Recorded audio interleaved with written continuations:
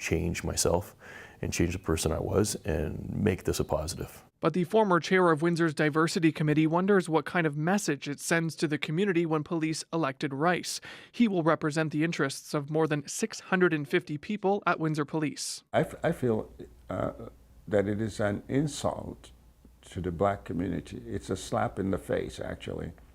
AJ has been one of the members of the Black community who has met with the new chief, Jason Belair, trying to improve relationships with police. But he says Rice taking on this role sets that progress back. How are we supposed to trust the police department? How are we supposed to know that we can actually count on the police department to protect our interests? This doesn't show that. If violence against Black people doesn't really matter, except in the symbolic, then for Black people, that's terrifying. I'm not going to react to it. People are, that's their opinion. And unfortunately, it probably doesn't matter what I say to you today, that it won't change it. None of us should only be viewed in terms of the worst thing we ever did or the biggest mistake we ever made. Others in the Black community view it differently. I'm hopeful that this gentleman has grown and evolved and learned some things since then. We spoke candidly. At the same time, though, Irene Moore Davis hopes Rice tries to repair relationships with the Black community the same way he's done with his colleagues. We have very historic and long-standing trust issues with law enforcement for very valid reasons. Rice says the purpose of running to become president of the Police Association is to represent the officers whose reputation he says he tarnished. If they recognize that I've changed, or they recognize that I'm a good person and that I have character and integrity, I think that should be, demonstrable to the community at large. As for his other priorities, once he steps into the role, he plans to tackle morale issues at the Windsor Police Service. Jason Vio, CBC News, Windsor. So today, as you can see, we have well over 200, 300 members of the PSAC components that are out here picketing. We have Union of Taxation employees, we have agriculture, we have Service Canada. We have a great turnout today. I'm very proud of that. Tens of thousands of federal workers are now on strike. National leaders saying they're able to last as long as it might take for a fair deal with the government. Here's what it looked like in Windsor today. Members saying they want fair wages. Scenes like those all across the country. Kate McKenna now with the latest from Ottawa on the push for a deal.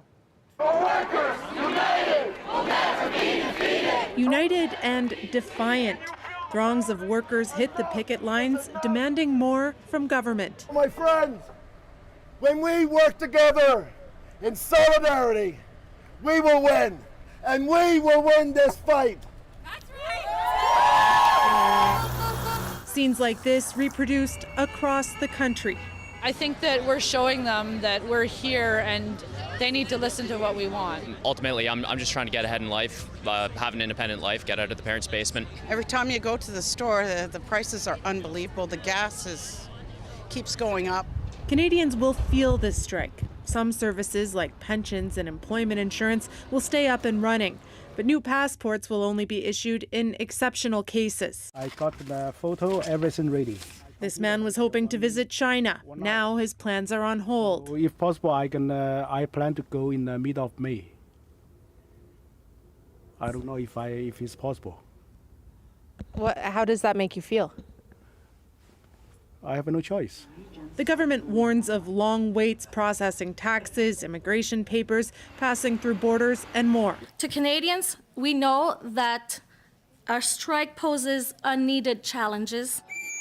The main sticking point is wages. The union wants a 13.5% increase over 3 years. The government has offered 9%. We will continue to work with the PSAC to reach agreements that are fair and competitive, but we cannot do that unless the union is prepared to compromise. We cannot write a blank check. Other issues include job security and clear rules around working from home. The government says that'll hurt its ability to function. The reality is Canadians have every right and expectation to see the services that they expect delivered. Justin Trudeau says he wants to respect labor rights and let the process play out. But the government could introduce back to work legislation. If it does that, the NDP has already said that it won't support it, meaning the Liberals would need to find votes from either the Bloc Québécois or the Conservatives. Kate McKenna, CBC News, Ottawa. A Windsor gymnastics coach has been suspended for 2 years by Gymnastics Ontario for what's being described as aggressive coaching behavior. Coach Diane Deslip was a coach at Rose City Gymnastics. She was initially suspended in May of last year. That's when an independent investigation was launched into allegations against her. A lawyer representing the club says Deslip resigned from the club a few months later in September, and that the club would not be making any comments on the matter. Now, the formal decision was released by Gymnastics Ontario this week. It says Deslip yelled at athletes and coaches, though Deslip called this her gym voice. The report says it led to tears, fear of speaking up, and reports of training through injury. Gymnastics Ontario found that she had exploited her power, and it stressed that aggressive coaching behavior is a violation of the codes of conduct.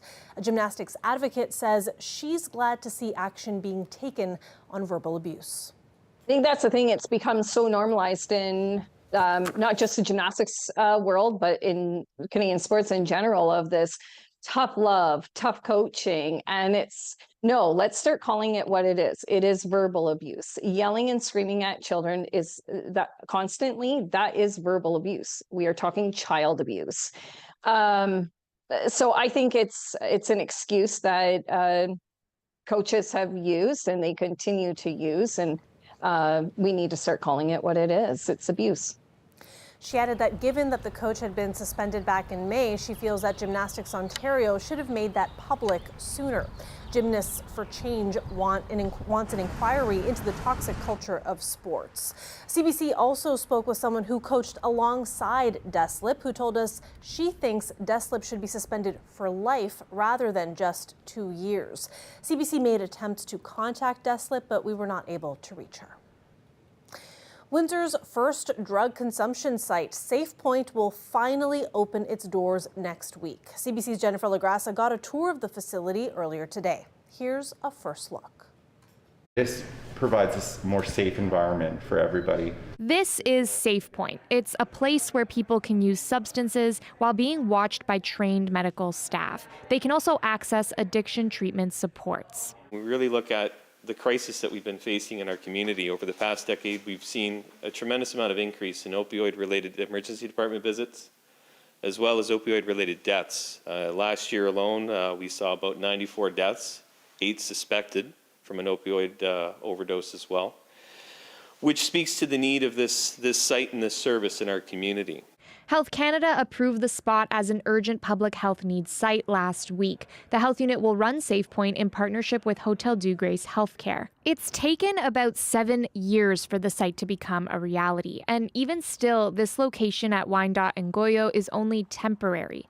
Earlier this year, downtown Windsor councillor Ronaldo Agostino said he didn't approve of the location. The health unit agreed to have Agostino chair a committee which is working to find SafePoint a new home. Right now, this is where we are. We'll be able to learn from these strategies on this platform that we're doing. The spot has 4 booths where people can inject substances, areas for them to talk to workers and get social supports, and a clinical space if they don't feel good after consuming their drugs. You can get infection, you can get abscesses, you can actually, in the end, receive amputation, lose digits. And so we want to be a bit more proactive and preventative in those scenarios. And so we're providing that intervention to keep people from infection. In total, clients are expected to spend about 45 minutes to an hour inside. This week, the health unit is holding public tours of the space. It said it wants to dispel any myths or concerns community members might have. People will be able to start using the site on April 26th. The province still needs to approve SafePoint as a consumption and treatment services site, which would provide it with funding. Jennifer LaGrassa, CBC News, Windsor.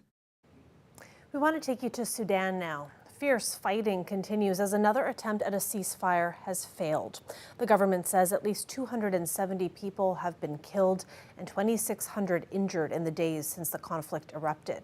Now, aid organizations and foreign governments are working to get their people out of the country. CBC's Chris Brown has the latest. In Sudan's capital, it's become so dangerous to go outside. Most of the limited video the world is seeing of the chaos is smoke rising from the skyline. Rival fighters from the army and a powerful militia group are waging indiscriminate battles in residential neighborhoods. It's the same across the country, including in North Darfur, where we reached aid worker Thomas Okedi sheltering in a guest house. It's a dangerous situation, and the most risky part at the moment is trying to move from one city to another. Canada has closed its embassy in Sudan.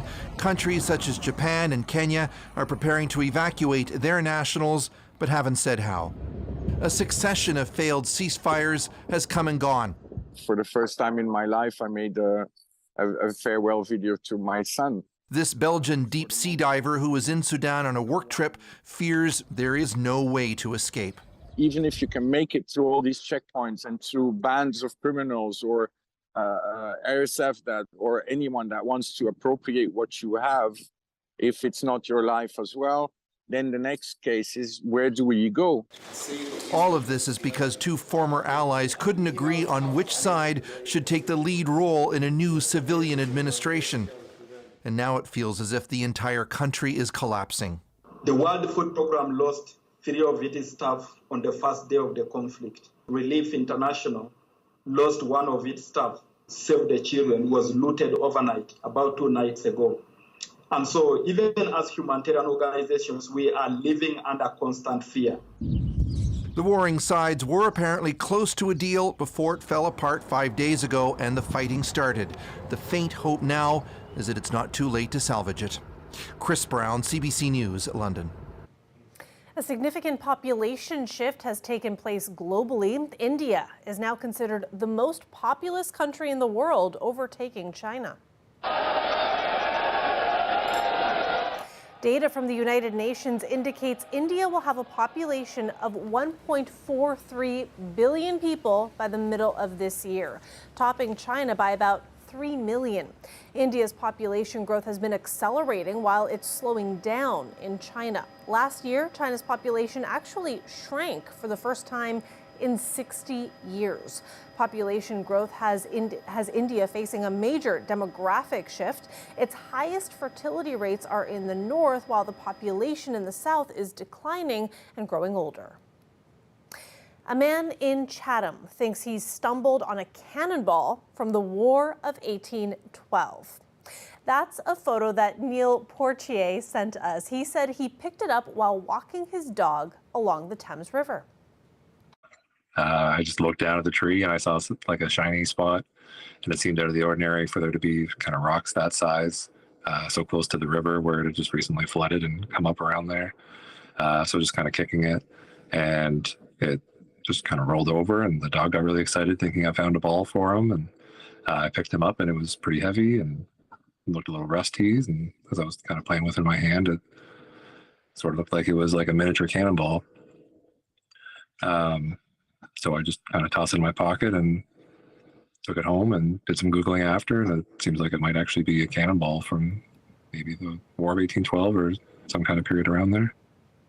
And it might just be a cannonball. The president of the Kent Historical Society says it's entirely possible that find dates back to the War of 1812. The Battle of the Thames happened in 1813. That's when the British troops lost control of southwestern Ontario, right in the area this was found.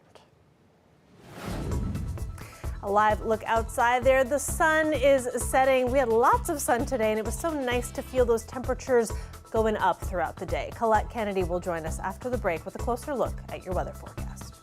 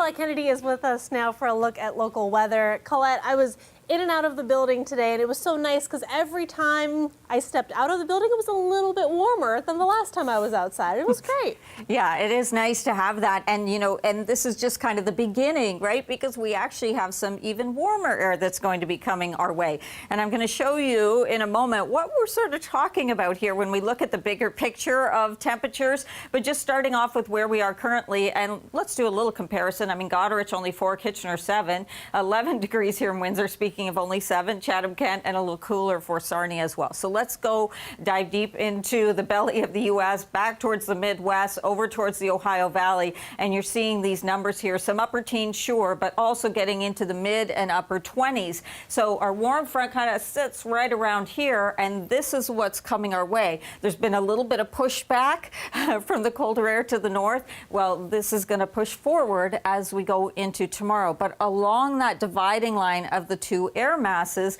is where we have a little bit of active weather, not in southwestern Ontario, but you're seeing it here over Lake Michigan, all those lightning strikes.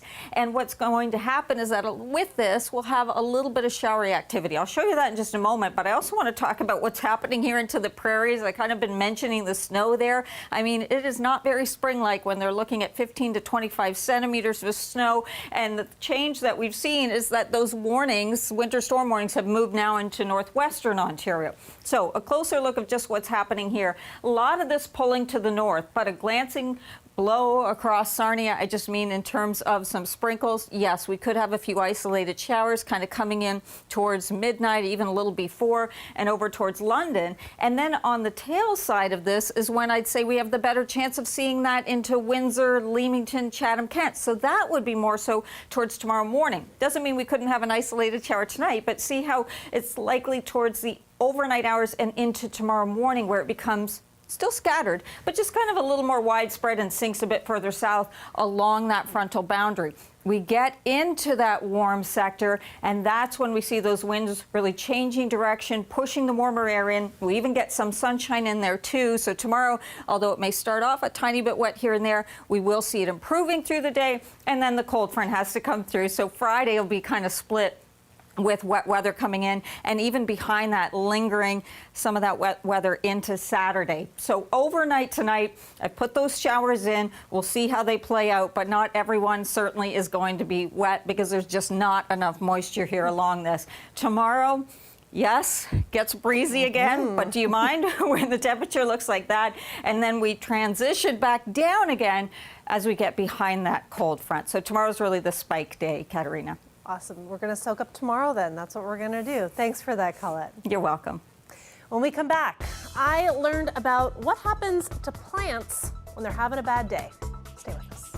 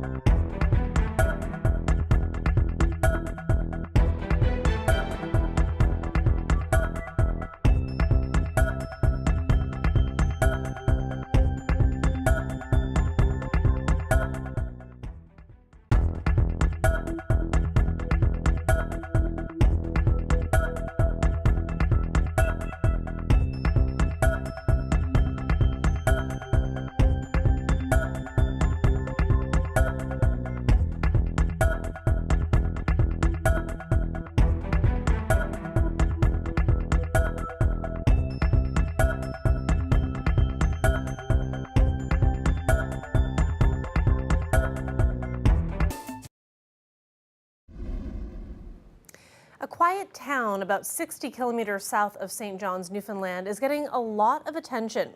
Fairyland is located along Newfoundland's famous Iceberg Alley, and a particularly spectacular specimen is drifting through the area.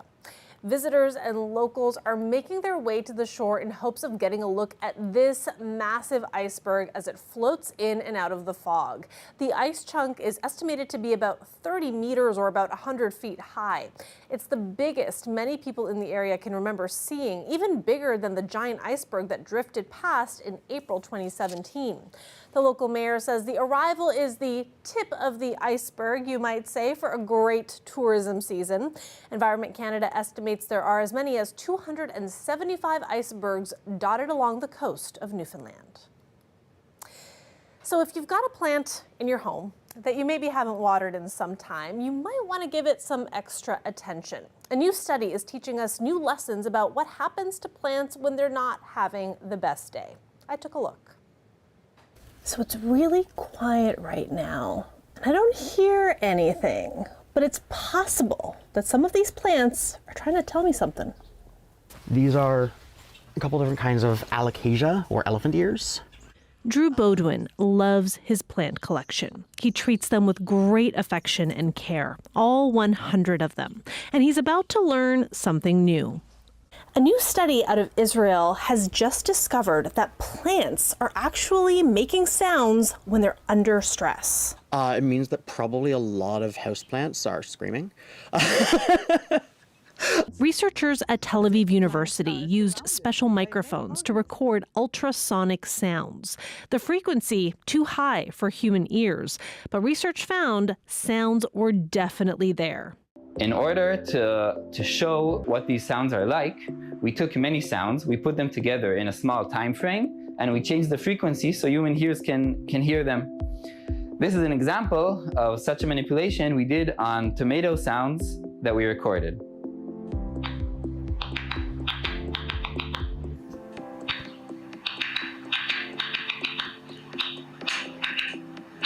Not having seen the video before, that is not what I expected the sounds to sound like. You hear stress and you think screaming. Yeah, like a sustained note or something would have been what I was expecting. Yeah. That's really weird. When I forget the plant that's sitting in the corner that I forgot to water and then overlooked, I'm just going to hear the click, click, click, click, click. What do you think this could lead to in terms of what more we could learn about plants? How they communicate and why they're making these sounds when they can't perceive sounds, and like what evolutionary processes like led them to do this. It might mean that someone is listening to these sounds. Possibly, we are testing whether plants can respond to the sounds of stressed plants. So the next time you're taking care of your plants, pay extra close attention because they could be clicking at you.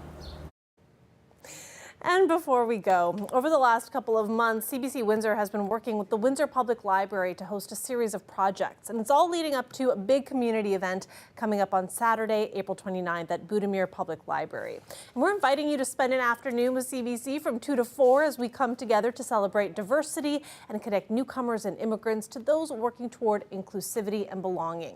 Guests will also be invited to participate in a community art mural, take home exclusive CBC Windsor swag items, and enjoy light refreshments from local eateries. Creating Space is a completely free event for the whole family, and all the details are on our website. That is it for CBC Windsor News. For more news, you can check out our website, cbc.ca/Windsor, and you can also find us on Facebook and Instagram. Thanks for watching. Have a good night.